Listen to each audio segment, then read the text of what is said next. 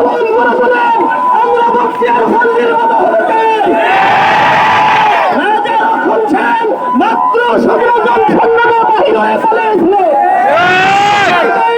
আপনি বলেছেন গণভবনের দরজা খোলা, আমরা বলবো ওই দরজায় আপনাদেরকে বের হতে হবে। প্রশ্নের সংগ্রাম, প্রশ্নের সংগ্রাম, তুমি হাসিনা জবাব দে। আমার ভাই শহীদ কেন?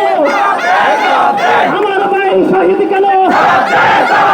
আমার ভাই কবরে, আমার ভাই কবরে।